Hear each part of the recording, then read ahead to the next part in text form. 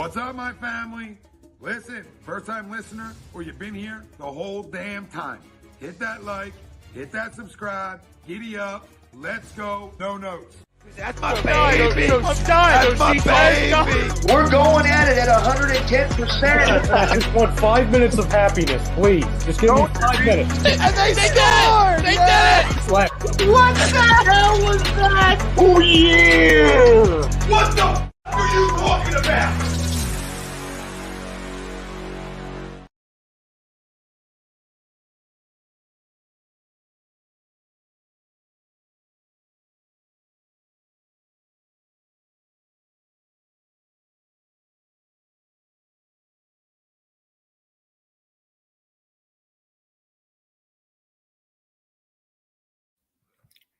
Hello, we are here one more time, at least, with Bowen On The Birds on A2D.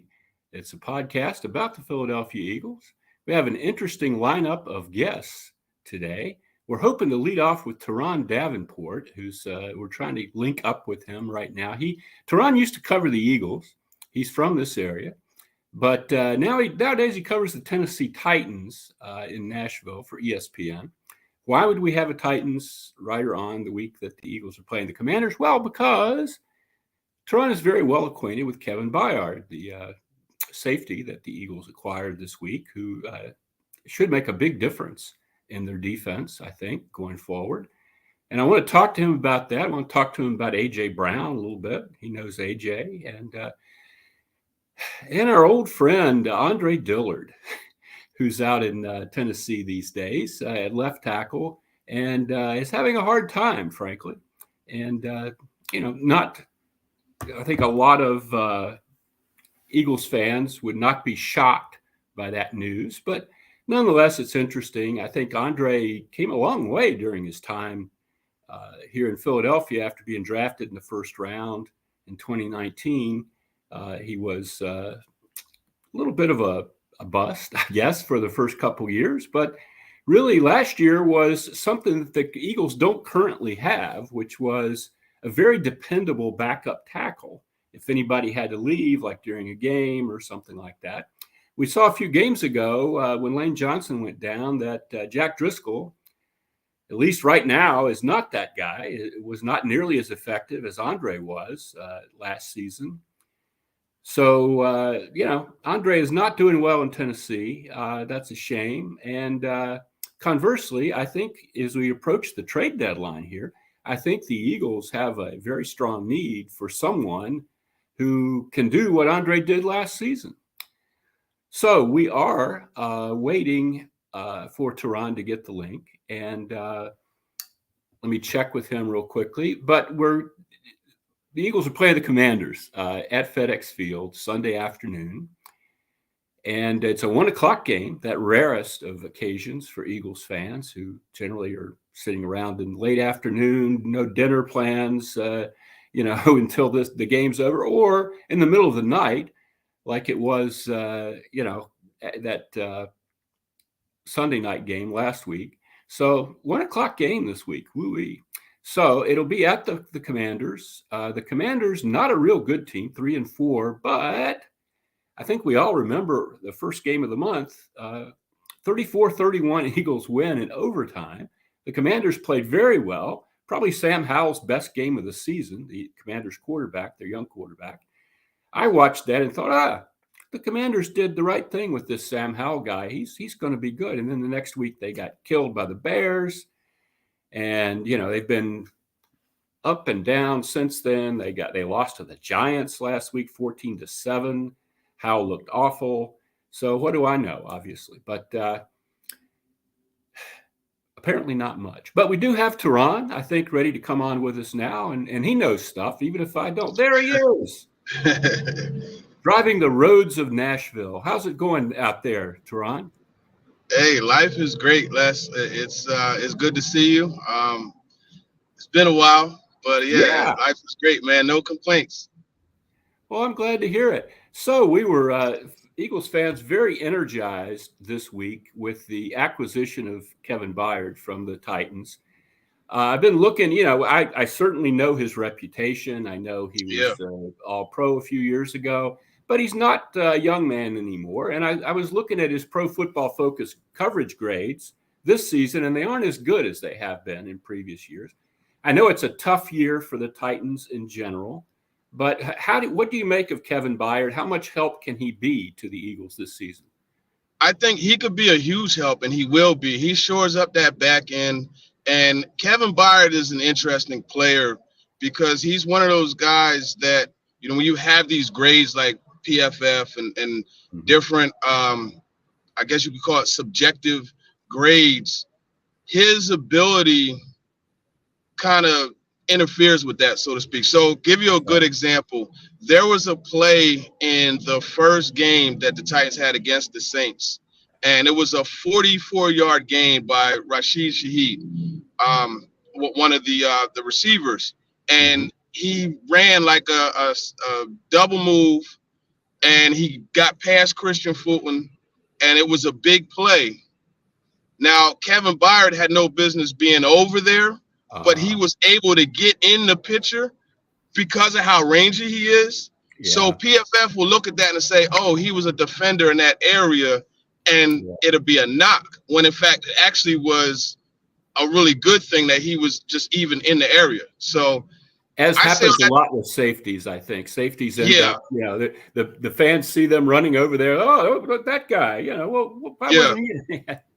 Yeah, exactly. So I say all that to say, when you look at a guy that has the range and the ability to communicate the way he does, then also just the way to come up and tackle, that's a prerequisite for a Titans DB. You have to be able to tackle, and he was a really sound, solid tackler, a lot like Malcolm Jenkins, to be honest with you. So, that's the type of leader and player that the Eagles are getting. Well, that's a good thing to hear. So why was he available to Ron? It's not like they got something wonderful for him. What's that all about? Yeah, so you look at the compensation they got for him. That 5th and 6th round pick is this year, and it's the equivalent of a 4th round pick. That's the best compensation that anybody has gotten in a trade, out of all these players that have been dealt. So you do have that, but bigger picture, $19 million for a safety is not a number that the Titans wanted to be at next year. So they saved $6 million. He'll be on the books, I think 13.5 around that. So that's why he was available. And this is a team that has 6 draft picks. They're getting 2 more now. So if they want to move around a little bit, they could do that. So that's really why it happened. That's a good thought. They certainly need draft picks. They've got to do some retooling, it would seem to me, at this point. Well, I wanted to also talk to you about A.J. Brown. We haven't really discussed him. He's been here a while now. I have to admit, Teron, this is one of my weak points. As when I was a reporter, I covered the Eagles. I did it for a long time, but I never really, especially teams in the other conference, I sort of knew what they were about. I didn't really study individual players in any depth. I had no idea this guy was this good. Holy crap. Yeah. It's really good to see him get the volume of receptions. He was a guy he'll get you 1,000 yards on 60 to 70 catches.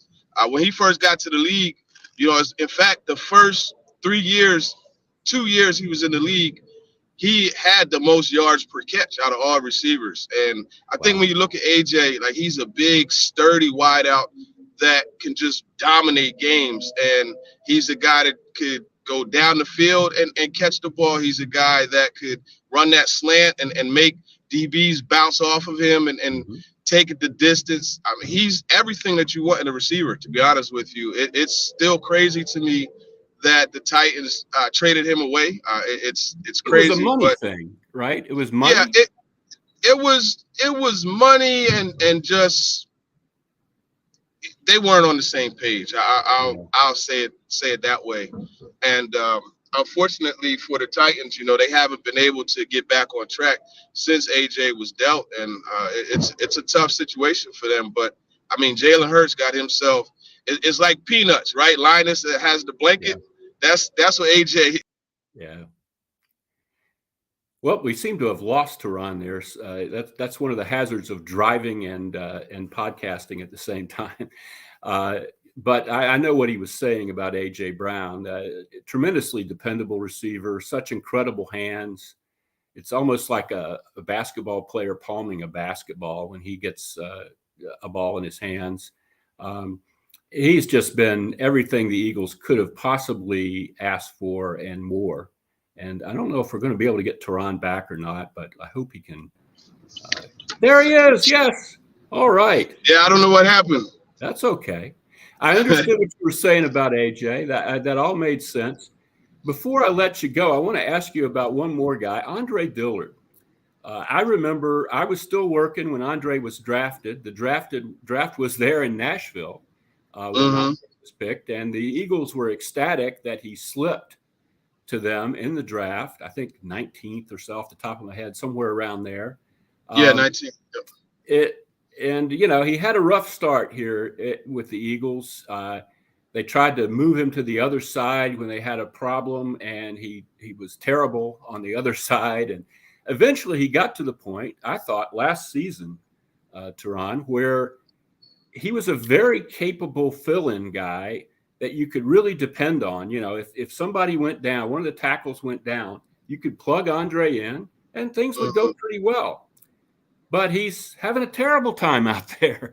The pressure ratings and all that stuff, I look at, he's right near the top of sacks surrendered. And what's up with Andre? Why isn't he doing the job? Yeah, a big part of that was a run-in with this guy by the name of Myles Garrett. Yeah, and that was a big part of it. He'll do that to a lot of offensive linemen.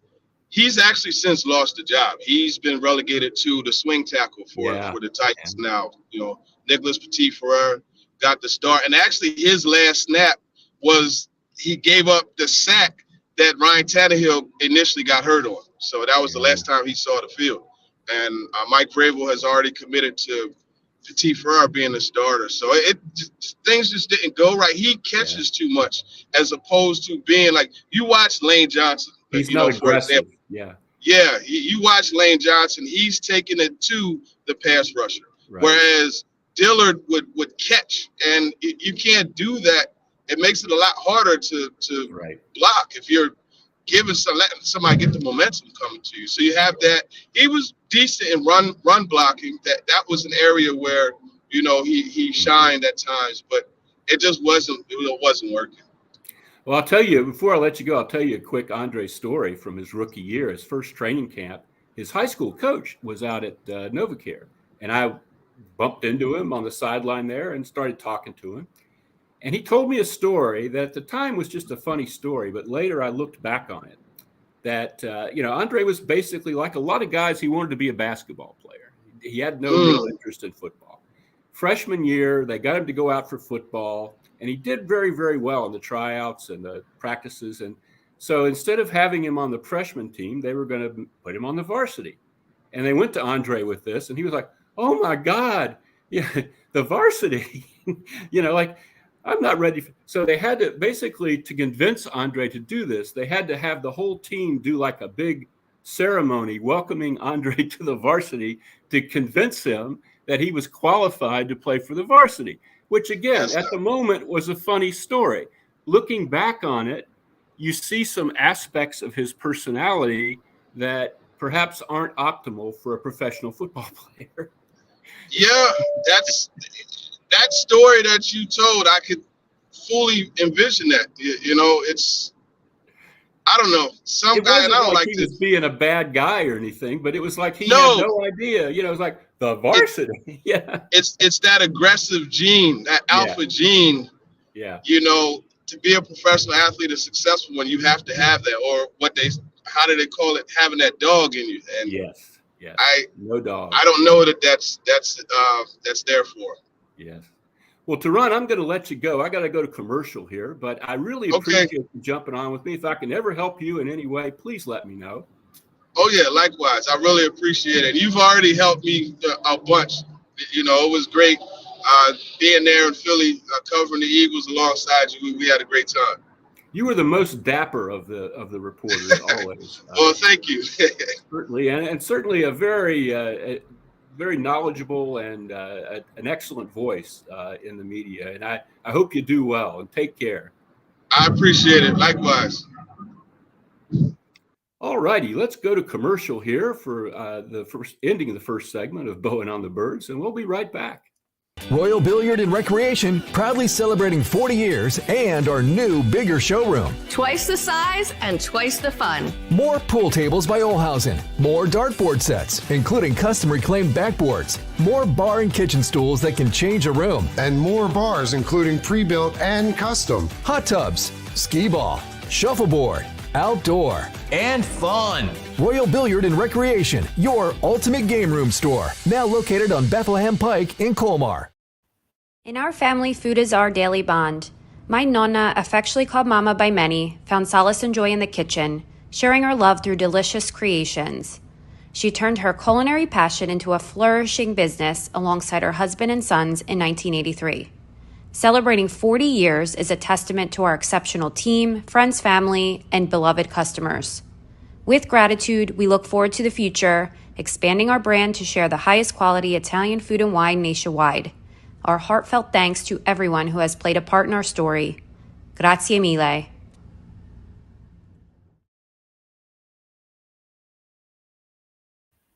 And we're back for the second segment of Bowen on the Birds here on A2D.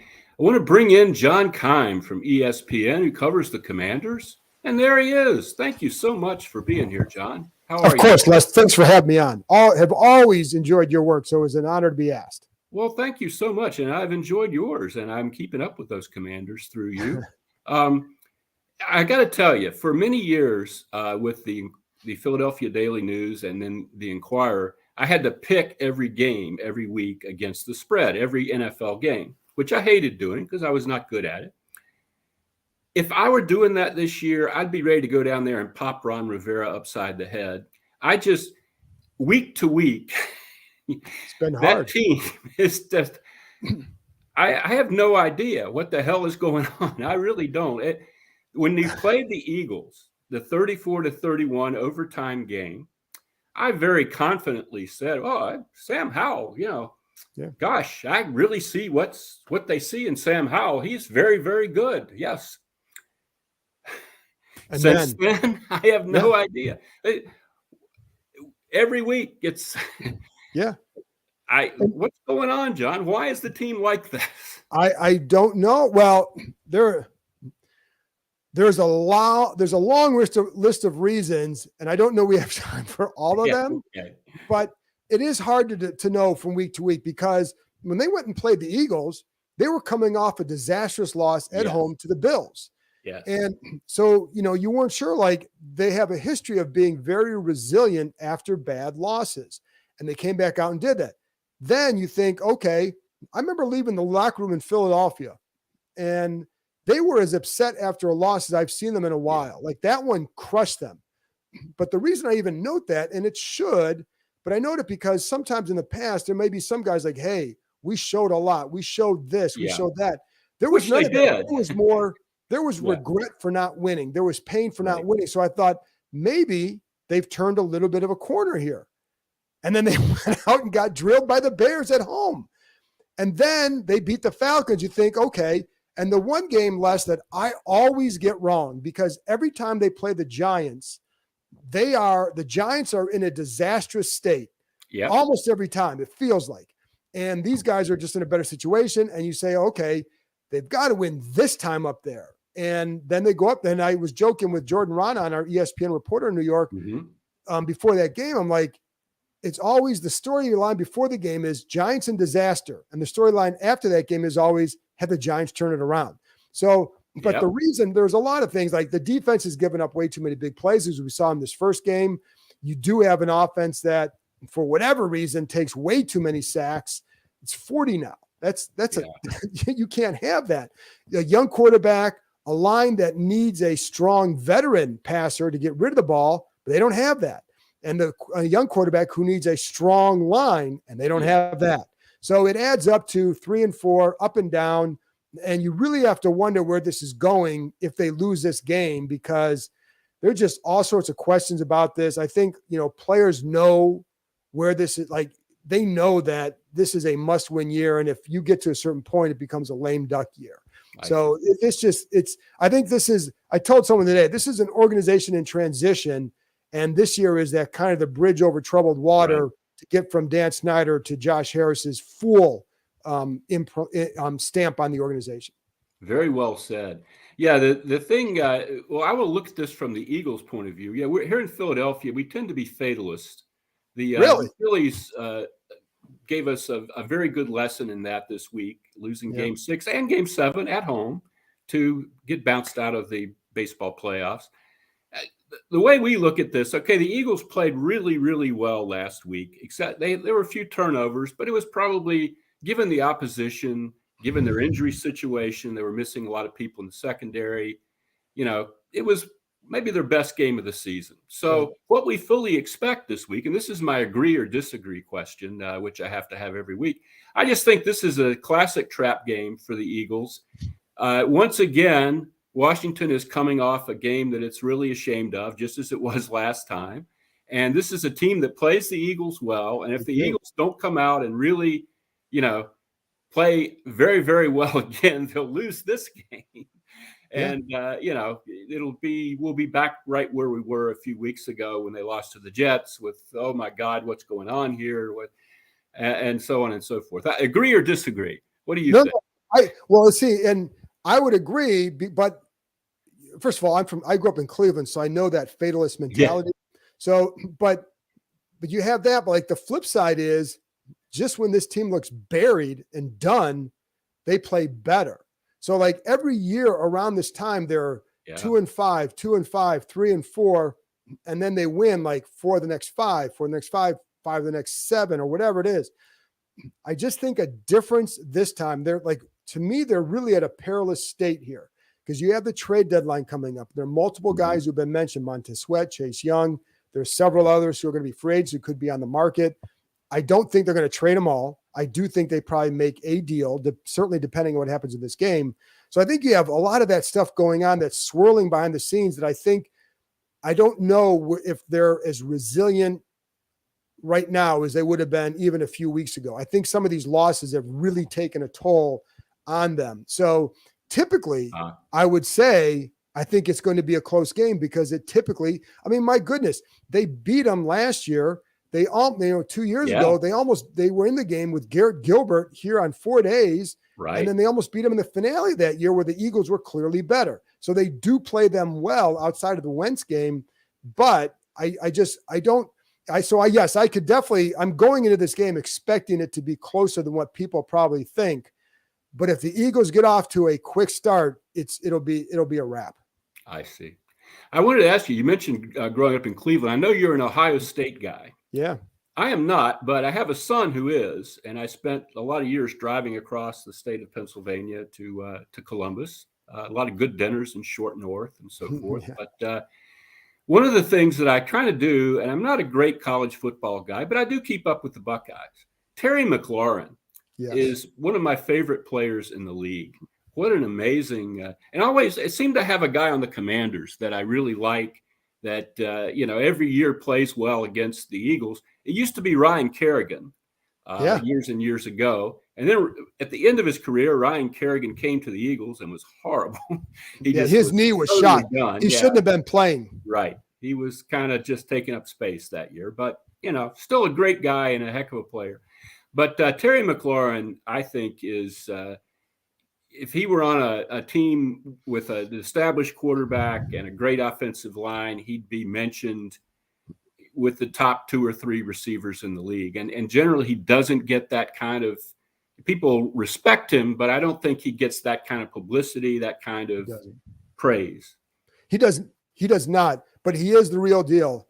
And, again, because I was an Ohio State fan, you hear about him. You hear about these guys before they get here. And you hear things, and sometimes it doesn't match what you hear when the reality is right. Mm-hmm. It might just be pre-draft smoke blowing. And with him, though, what you'd always hear is what a great leader is, as good a leader as Urban Meyer said he's ever had, things like that. And then you meet him, you're like, oh my God, this guy lives up to exactly what you thought the picture or the image of him was. And, when he was first in the league, you felt like he was a 10-year vet. That's just how polished and mature he was in everything. And he's the kind of guy that works very hard in his game all the time, always tries to pick out one thing in his game that's like, you've got to get better here. You've got to get better on your releases. You've got to get better at contested catches. All those things that he consistently tries to build in his game. And I agree with you. The shame of it is, I think this is 8 or 9 starting quarterbacks now for him since he's been here. And if Sam Howell becomes the guy, then you're okay. But if you're having to start over again next year, now you're trying to establish a connection with another new guy, and your career is going to go that way. And he's the funny thing is he's gone over 1,000 yards each of the last 3 years, but he hasn't topped 100 yards yet this year. There's frustration at times when he doesn't get the ball early. He needs to get the ball. He needs to be involved early. This team feeds off of him. Like, you may have some teams that are going to feed off you see the running back, just the Derrick Henrys of the world, and when Nick Chubb was rolling, teams feed off that energy of the back. They feed off Terry McLaurin. So when he's doing stuff early, he's an emotional leader for them as well. But he's the true ultimate pro. I mean, we do our good guy award winners every year. The player that helps the media the most. He has won it. I think he's been in the league since 2019. He's won it 3 years in a row, I believe. Wow. And he's a favorite for the 4th. So he's an all around example of what you want in a pro. And you do, for his sake, you'd like to see him be with one quarterback who's pretty good, just be pretty good for several years to see what he could do. Yes, absolutely. Hey, I want to also ask you, we have Greg checking in here, who's going to agree with the poll. And okay. I see what you're saying there, Greg. But I want to ask you, John, the 40 sacks, I understand there's some shuffling going on in the offensive line this week. I saw something you had on that yesterday. Right. There was a different center. What's that all about? What can we expect to see Sunday? Nothing's official yet. Nick Gates, who was their big free agent signee in the offseason from the Giants, had a very tough game against the Giants. Has not blocked, I think, the way they would like. So I would expect a change to Tyler Larson, who is a veteran center, was a backup. He's always ends up playing here, but gets a little bit more, maybe some more muscle inside. So, I think it's a change. And I do think he can be pretty stout inside. And we saw that in the past. He just gets hurt when he plays more than several games. I mean, that's just been the MO here, but they're actually pretty good with it. I think their record with him starting is like 6-1 or 6-1-1 or 6-1, something like that. So they're a pretty good team with him. It's not just because of him, but I do think he can go and handle the position. And Nick Gates was struggling. I mean, he had a really tough game last week, and again, it wasn't just last week, but there were protection calls that weren't good. And they were just blocking, Dexter Lawrence has had his way with them. And it's been kind of a struggle for him at times. So that's why they made the change. And then they're going to have to change at left guard because Sadiq Charles, their starting left guard, has a calf injury. So it's either going to be, I'm going to guess it's Chris Paul, who was a low round draft pick last year, a little bit more muscle inside, does not move as well. So it's either him or Ricky Stromberg, who was a 3rd round pick as a center, but he's worked at guard too. So neither one are, they could be in a little bit of a struggle there. Thinking back on that first game against the Eagles, I thought the offensive line played pretty well. There were 5 sacks, which I was surprised looking back on that. I didn't remember 5 sacks, but I think the Commanders had the ball so much. They had like 35 minutes of possession time. And the 5 sacks didn't really seem like, every time Sam Howell dropped back, he was getting sacked or anything. It was, in fact, he had a very effective game, as we said. I don't know how they're going to play against the Eagles this week. The Eagles have some injuries too on defense. So but I remember the Commanders running pretty well against the Eagles, which hasn't happened very often this season. So, if they have bigger guys up front, maybe they can do it that way. maybe the idea would be to try to keep the score down a little bit and keep the ball, especially at home. That might be something that would work. Possibly. I think the way this offense is with Eric Bieniemy, they want to throw the ball. And Eagles fans remember the criticism or the Andy Reid run-pass ratio when he was in Philly. Yeah. That's what we're seeing here, maybe even a little more so. So I still think they're going – I do think – listen, they want to run the ball. They're just not very good at it. Yeah. And you're right, like there were times where they ran it better against the Eagles, but some of those runs were Sam Howell scrambling. Yeah, he got 40 yards or something, I think. Right. Yeah. So, and some of those sacks were 0 yards run out of bounds. Or, you look like you have a lane and you get tripped up running up a lane. So but I do think they liked their passing attack against the Eagles last time. They felt like they had some McLaurin success had a there. good day. Yeah. Yeah. So I wouldn't be surprised if they kind of try to go back to that, but also mix in some runs. I think, be curious to see what they do at the run game because it just hasn't been very good. Like Brian Robinson has been their number one guy, but Chris Rodriguez, who's a 6th-round pick, has been getting a few more carries over the last couple of weeks. So I wouldn't be surprised if he gets a few more this week as well. Okay. Well, John, I'm going to let you go here. I know you have work to do, and unlike me, I'm retired. I just sit around doing this. But I really appreciate you coming on with me. I saw you have a podcast as well. So if I can ever help you out there, let me know. Awesome. And, have a good time Sunday. And, I need to ask you one thing real quick before I let you go. Sure. So we have a new owner.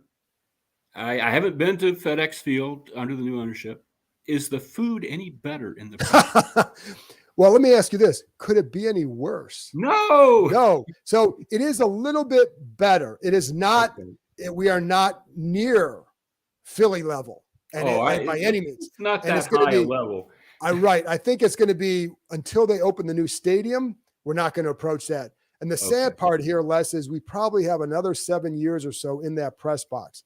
That's the depressing part. Like all this talk about a new stadium and you realize it's another 7 or 8 years. Yeah, that's a hard thing to. Yeah, even if you made the decision, there's a lot that goes into building. Right, we know that here. Right. So I might be the one doing a retired podcast at that point. So by the time it opens, so I may never get to the good food at FedEx. Who knows? Well, thank you again, John. Take care of yourself, and hope you have a great season and no great drama or craziness befalls you. Oh, well, there's a second half to this season, so I'm kind of anticipating something, especially if they don't win Sunday. But thanks, Les, for having me on. Appreciate it. You're very welcome.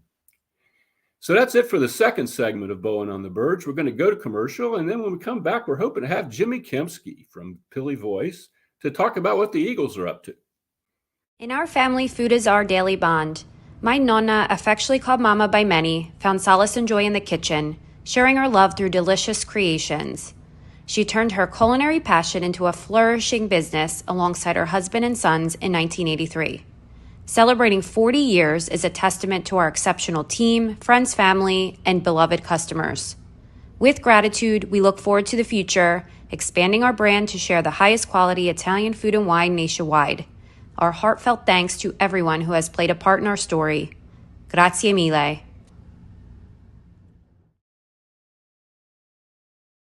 Royal Billiard and Recreation, proudly celebrating 40 years and our new, bigger showroom. Twice the size and twice the fun. More pool tables by Olhausen. More dartboard sets, including custom reclaimed backboards. More bar and kitchen stools that can change a room. And more bars, including pre-built and custom. Hot tubs, skee ball, shuffleboard, outdoor, and fun. Royal Billiard and Recreation, your ultimate game room store. Now located on Bethlehem Pike in Colmar. All righty, we're coming down the stretch here on Bowen on the Birds on a beautiful Friday afternoon. Well, maybe not beautiful, but certainly warm. Let's go with warm. Speaking of warm, we have one of the warmest personalities in the Philadelphia media, Jimmy Kempski from PhillyVoice, coming up next. And there he is. You look warm. How you doing, Jim? I would actually say it is a beautiful day out here. One of the. Okay, where are you? Well, I was on a walk. I'm going to dinner with my girlfriend. She kept going. I kind of pulled off the road, and I'm at the Dutch Wagon Market in Medford. Have you ever been there on Route 70? I have not, but it sounds wonderful. So It yeah, is great. It's great stuff. Well, I know we don't have the injury report yet from the Eagles, but what do you expect coming out of this week of practice? Who's in and who's out? Yeah, I think the big news, I guess, in terms of getting reinforcements is Reed Blankenship, who was a full participant both on Wednesday and Thursday. He'll probably be full again today. He's going to play. And then this isn't an injury, but of course they traded for Kevin Byard. Yes. And my sense is that he's probably going to start. And I don't know if he'll play 100% of the snaps like he typically has for the past 5, 6, whatever years in Tennessee. But I don't think he's going to be that far from it either. I think he's going to play a lot in this game. It'll be, oddly enough, 2 guys starting at safety for the Eagles are both from Middle Tennessee State. Yeah. I guess they have the Middle Tennessee State market capital or safety market. They have that market cornered. But yeah, so those guys I think will be good. And then the 2 other guys that were initially on the report were Bradley Roby, slot corner that they signed a little while ago. He's probably not going to go. And then who's the third guy they had on there originally? Milton Williams with a new injury, heel. Yeah, I mean, they're so deep and talented at defensive tackle with, Jalen Carter and Fletcher Cox and Jordan Davis and so on. Jordan Davis actually is injured too. He was a late. Yeah, I was going to ask you about that. That's a hamstring, and suddenly he didn't practice today. That doesn't sound good. Yeah, so if he didn't practice today, then that probably doesn't look great for his outcome. Milton was limited both on Wednesday and Thursday. He was actually on the injury report last week. I forget what his injury was, but it was something different. So this heel injury is new for him. So, yeah, I mean, maybe they will be a little bit thin at defensive tackle. And as John mentioned before I came on, John Keim mentioned before I came on, I mean, the Commanders are just in bad shape on the interior of their offensive line. I'm sure he went all through it, but their center is just a guy, and Nick Gates. He mentioned, I did hear him mention that Sadiq Charles is probably going to be out. They have a couple different options of guys that can fill in there. And then Sam Cosmi is also on their injury report. He's their starting right guard. So, I think that's a spot where they can dominate no matter who is playing, whether it's just Fletcher Cox and Jalen Carter and guys mixing in thereafter. But, certainly they'd like to have Jordan Davis and Milton Williams. But, Jimmy, do the Eagles ever dominate the Commanders? It seems like you remember the game earlier this month at the Link. I still don't know what the hell that was all about. I came away from that game thinking, gee, the Commanders must really be pretty good. And then they got smoked by the Bears the next week. Then they won the week after that. And then they lost to the Giants last week. I was complaining to John that I have no idea what the Commanders are going to do from week to week. But they always play the Eagles tough, it seems like to me. This best game of Sam Howell's season and maybe his career. In early October. The Eagles might be a little better in the secondary this week than they were then. But that makeshift offensive line, they ran for more than 100 yards against the Eagles. They had time of possession edge. It was probably the worst effort of the Eagles defense, I would say, this season, frankly. Yeah, I agree. So, Sean Desai has really put together great game plans the last 3 weeks against, the Rams and then the Jets, and then the Dolphins. Of course, was people really started to recognize that he's doing a good job. But the game before that, as you mentioned, the Commanders, they made Sam Howell look like Patrick Mahomes in that game. Yes. So they did not look good in that game. He ran for like 40 yards. It's Sam Howell, Yeah. And the last time when they got their first loss of the season in 2022 against the Commanders, of course, their game plan basically was just run, get into like a 3rd and 2, 3rd and 3, 3rd and 4, and they just kept converting those third downs over and over and over. The Eagles couldn't get off the field. A lot of weird things happened in that game, like the Dallas Goedert face mask. Yes. The guy tried to rip his head off his body and he fumbled on his way down. A lot of weird things happened in this game this year too, with Terrell Edmonds dropping a really easy interception in the end zone. That was a 7-point drop because they wound up scoring a touchdown on that drive. Yep. They had a weird holding call They called it on Zach Cunningham. It was actually on Nicholas Moore. Nobody held anyone on that play. Yeah. That wound up being like if they don't call that, it's a field goal. Instead, they score a touchdown. So that's a 4-point penalty on that. So, yeah, I mean, there was some weird stuff going on in that game as well. And Eagles I think the Eagles took like 11 penalties that day, which is a lot. Yeah. And they were very fortunate, in my opinion, that Ron Rivera just lost his mind at the end of that game. Didn't go for two at the end of that game. It was mind-blowing. There's no Eagles fan in that stadium was like, whew, wish they would have gone for two on that one. Yeah. So, I mean, I think they kind of, I don't want to say they lucked their way into a win that game, but they had some things go their way, of course, as well. But you're right. This is a Commanders team that's not very good, but they seem to be a thorn in the side of the Eagles. Yes, indeed.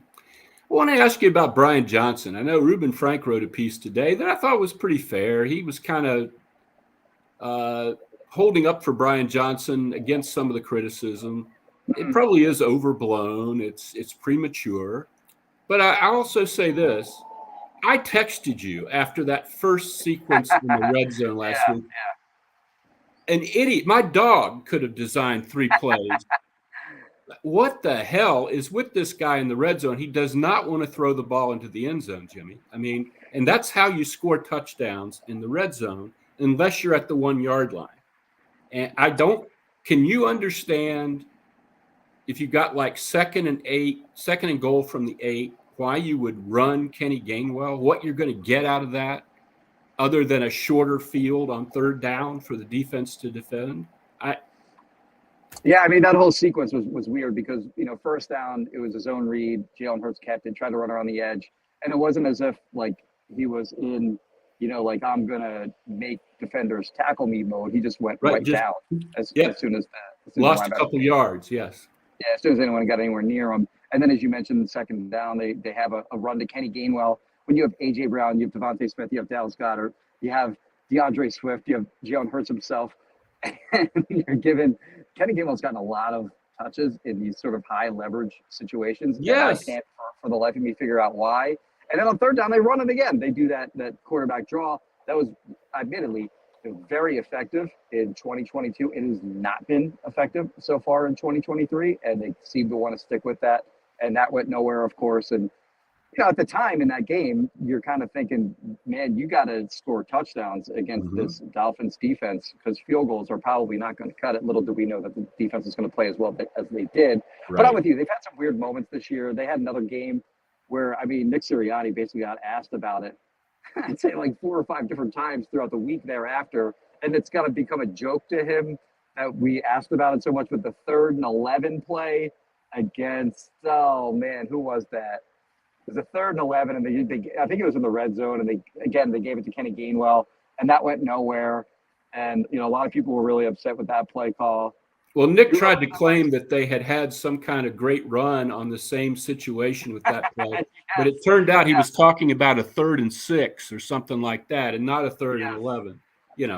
He does that kind of stuff. I guess all coaches do that because you don't have the encyclopedic memory of exactly what play he's talking about. So it sounds logical in the moment, and then you go back and look and say, wait a minute, that's not what the play was. Right. Yeah, nerds like us will go back and go, that was a 3rd and 6, Nick. That wasn't 3rd and 11. How dare you lie to us? But just looking at the transcripts, I'm not in the press conferences anymore, but Desai, he doesn't give information away that he shouldn't give away, but his answers are very useful. They're very substantive. Brian Johnson, there was one a few weeks ago where he was asked about Jalen backpedaling, and his answer, and I'm not exaggerating, I don't think, was something like, well, there's some quarter you can move backwards, or you can move sideways, or you can move forward. Well, yeah. But really, he covered all the directions you could go. Yeah. I don't know. I'm still not sold, and I want to see a lot more innovation. I think one of the things that has been brought up about this red zone thing is, well, these are plays that worked well last year for them. Well, did the opponents have the entire offseason to look at those plays and figure out not only figure out what to do, but figure out recognize when they're about to see one of those plays. I think you see that a lot with the Eagles. You see, that pass, that batted ball interception on the corner blitz last week. You can't tell me the Dolphins didn't know exactly what the Eagles were trying to do there. It sure looked like they'd run that same screen about 8 times, and it was the perfect call against that, I thought. And but anyway, I assume that's going to get better. If you want to hold on there, Jimmy, I got to go to one more commercial. Sure, yeah. And then I'll continue to delay your weekend plan. No, it's totally fine. I had it on my calendar. All righty. Hats.com is the premier destination for quality and fashion-forward hats and more, with designs for every style and trend. Locally based and run by Philly sports team fanatics, Hats.com can help you elevate your hat John. Utilize the easy-to-use guides at Hats.com to find your perfect size and style, and shipping and returns are free. Hats.com. Find yourself in a hat. Use code Philly for 15% off your order. Hats.com. In our family, food is our Royal Billiard and Recreation, proudly celebrating 40 years and our new, bigger showroom. Twice the size and twice the fun. More pool tables by Olhausen. More dartboard sets, including custom reclaimed backboards. More bar and kitchen stools that can change a room. And more bars, including pre-built and custom. Hot tubs, skee ball, shuffleboard, outdoor, and fun. Royal Billiard and Recreation, your ultimate game room store. Now located on Bethlehem Pike in Colmar. And we're back for the final segment of Bowen on the Birds on this Friday afternoon with Jimmy Kempski from the Philly Voice. Jimmy, it's been kind of a weird year. You haven't had a lot of opportunity. There haven't been a lot of ridiculous things for you to make stick figure cartoons about. I've been really disappointed in the sarcasm output this year. But I guess, when the team is 6-1 and, it's hard to be it's hard to find that kind of stuff to make fun of, right? I guess the one thing that has been kind of a fun go-to for all the ridiculousness of it is the tush push, the brotherly shove, all that kind of stuff. People getting mad about whenever the Eagles run that. Jack Del Rio, before the last Eagles Commanders matchup, was basically saying like, we're going to get this out of the game. Mm-hmm. He didn't seem too bothered by a group of men storming through barriers in the past, but now he is bothered by it. But anyway, that's kind of been a fun thing to watch people get upset about this year, and I've enjoyed that. Yes, indeed. Well, along those lines, with my take on that. Hey, Jake, there's Jake Friel. How you doing, Jake? My take on the brotherly shove or tush push is, and I sound like a homer when I say this, but I honestly think people don't understand. The guys pushing from behind are like 10% of why that works, and you know this.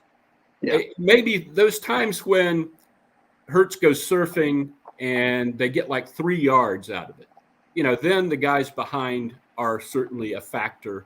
Yep. But the 1 yard they needed to get for the first down, if they didn't have those guys pushing, they'd still get that yard because of Kelsey and because of Hurts and because of, Landon Dickerson. I think the rest of the league is going to be disappointed if they outlaw this and the Eagles are still successful. The only real variable to me is if Kelsey retires. That could certainly affect it, Absolutely. That would be a much bigger detriment than any rules change. They're not going to outlaw quarterback sneaks. Right. I mean, I'd really like to see the language on that. If they tried to do that, and you had a guy hurt, you had a quarterback, Brock Purdy, get a concussion on a quarterback sneak. That was not a tush push, last week. I don't know. It just seems to me like a very strange. The efforts against it don't make a lot of sense to me. Yeah, and there's a point to be made that when Doug Peterson was still the Eagles coach and Carson Wentz was still the Eagles quarterback, they converted on quarterback sneaks at an extremely high level, and there was no there was no pushing of the tush in those days. And, now, of course, they have Jalen Hurts, who famously squats whatever he squats, and Jason Kelsey, who gets off the ball so fast as soon as he snaps it and, wins right off the bat. And the pushing, like you said, it helps sometimes. But Jason Kelsey also made the point, too, by the way, that when they do bring those pushers in that stand right, to each side of Hurts and behind him, he kind of almost doesn't like that sometimes, because all that does is invite more defenders into the box. Whereas if you don't have those guys right behind Hurts and you flex them out to either side, you're taking more defenders out of the equation. So you're right. Like if this offseason, 24 owners or however many they need to overturn this rule get together and they say, oh, we don't want to prepare for this anymore, and let's just say that it's a dangerous play and let's get it out. Well, guess what? They're still going to convert on all these quarterback sneaks anyway. Like you said, depending on how well Cam Jurgens can execute quarterback sneaks going forward instead of Jason Kelsey, certainly that's a factor too. But I think you're right. I think ultimately they'll probably be disappointed that the Eagles will still convert on them at a really high level. Absolutely. On the Brock Purdy thing too, by the way, I thought it was interesting that people are – so it actually kind of sort of was a tush push, because on that – it wasn't like the way that the Eagles run it, but on that play, they snap it, and you can see McCaffrey's running in to go push from behind. But Purdy gets jacked up well before McCaffrey gets there. So it's not as if the pushing had nothing to do with his injury. Anything to do with him getting jacked up by Jordan Hicks. Right, exactly. I got to ask you about Jalen Hurts. We've got this knee thing going on. It's apparently not a big deal, but is it going to affect him at all, you think? And is there any danger of him making this worse and suddenly there's something you do have to think about? Yeah, he isn't on the injury report, of course. And we kind of asked them about it off to the side today, and not during the press conference. And the explanation, I don't think I'm saying anything that I can't say here, but the explanation is basically like, as long as a player is practicing as he normally would throughout the season, and as long as the team knows with extreme certainty that he's going to play on Sunday, then they don't have to list him on the injury report. And those two things apply here. So he's not on the injury report. Is he hurt? Is he hurting? Sure. Are 48, 49 other players on the team also hurting? Yeah. Yeah, I'm sure they are in a football season. So, I don't think there's really too much to be made of it. Maybe it slows him down to some degree in the run game. Maybe they shy away from calling runs to get his knee healthy again to where it should be. But ultimately, I don't think it's a huge factor. Okay. Yeah, on the injury report thing, I could swear that when I started doing this many years ago, there was a standard, like if you're taking treatment, then they have to list you somehow on the injury. That has gone, like everything else in the league, they've really gone away from the transparency of that down to if you practice, then hey, yeah. And that explains a lot of things that in recent years, we've had guys have surgeries after seasons, and we're saying, he had a whatever, we didn't know that. I remember him being on the injury report. Yeah. So, Jalen Hurts, I feel bad about the turnovers. I feel like 2 of the 3 last week weren't really his fault. I think I'd really like to see him get out of a game lucky for once this year. We'll see if that happens, but it's been an odd year for Jalen, and this knee thing adds another layer to it, I guess, as we go into this game. And my agree or disagree this week, Jimmy, is I think this is a bit of a trap game. People talk about that too much, but the Commanders play them real hard, and the Commanders, like last time, are coming off a real embarrassing loss. There's a lot of talk down there that if they lose this game, then the trade deadline, and you get rid of this guy, and you could get rid of that guy, and Ron Rivera, and it's a big game for the Commanders. It's not a huge game for the Eagles. I mean, every game in the division is an important game, obviously, but the stakes are really high for the Commanders, and I think this could be a very tough game. I'll add that the Eagles play the Cowboys next week, and yes, that is probably the biggest. Not probably, it is the biggest game on their schedule to date.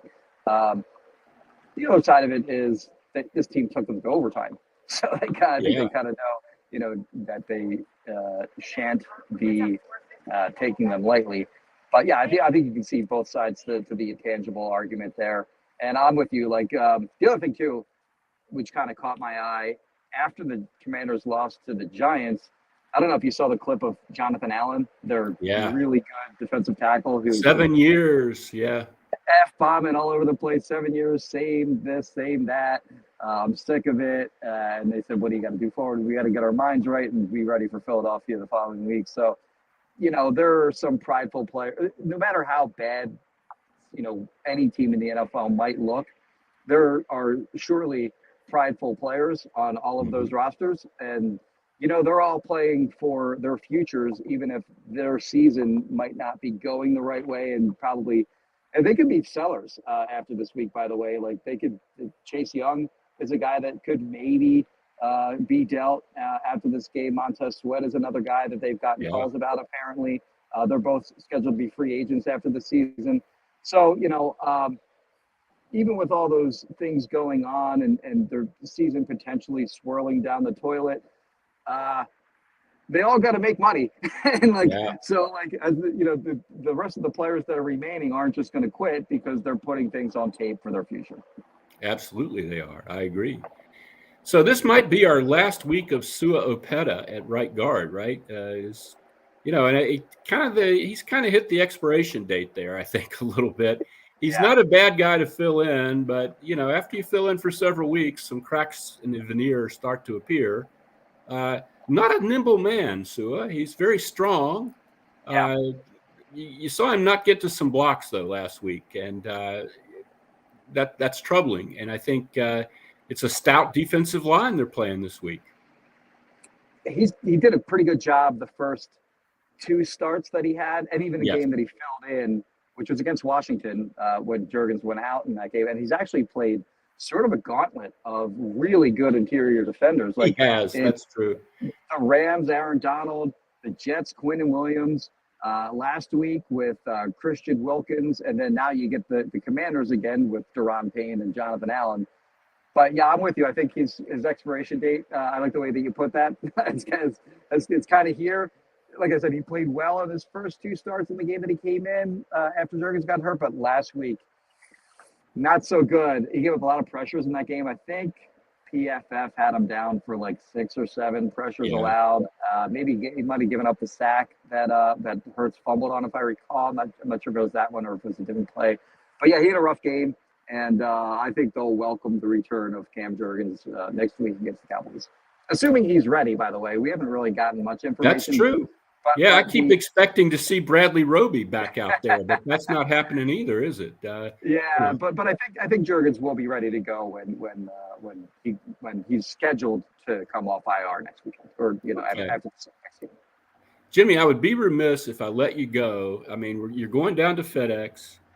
I spoke to John Keim about this. I don't know if you were listening at that point. I heard that. Yes, It's different ownership. The food spread in the press box is one of your key elements of your reporting. And I know you're looking forward to seeing something a little less drab and a little less, gross grade school cafeteria like than what one generally sees in the FedEx Field press box. Have you heard good things? I haven't heard anything about it. The only thing I heard was when John just said now that it's better, but not on the level of Philly. And Philly's okay. Philly's like a B. Yeah, I was going to say that's a low bar. They're actually improved this year less. They're like a solid like B plus. In the last few years, they've gotten like a B minus, C plus in that range for me. But they've actually upped their game a little bit this year. But the Commanders, the one thing I remember that beyond just the bad food, there was one year where I waited in a long line, and all they have at the end of this long line is like boiled hot dogs. And I get to the front of the line, and there's somebody like taking tickets. And they're like, ticket? And I'm like, I don't know what you're talking about. And they're like, well, you should have gotten a ticket at like when you first entered the press box when you got here. So I said, are you telling me that I got to go over there, get a ticket, wait in the line again to get my boiled hot dog? And they're like, yes. And so like, I don't know why you would. I guess it's so that you don't get two boiled. Like people aren't going back for a second boiled hot dog. But anyway, well, that's sort of. There's a liability issue there. I mean, if you ate two of them, you might die, and then Right. But that's sort of the. I mean, the harassment of women and minorities and all that stuff aside. That was that's very indicative of what the Dan Snyder ownership experience was like in Washington for so many years. Indeed, it was. Well, Jimmy, have a good trip down there. This wraps up Bowen on the Birds, and I really appreciate Jimmy taking time out of his Friday afternoon to talk to us today. Hope you have a good trip, and I hope the rest of the season goes great for you. Thank you, Les. I appreciate it. That'll be it for Bowen on the Birds today. Eagles Commanders Sunday afternoon. I see an Eagles win. I think the Eagles ought to win. I'm also very cognizant of the fact that with the Commanders, you never know what might happen. But anyway, let's go over it again next Friday on Bowen on the Birds.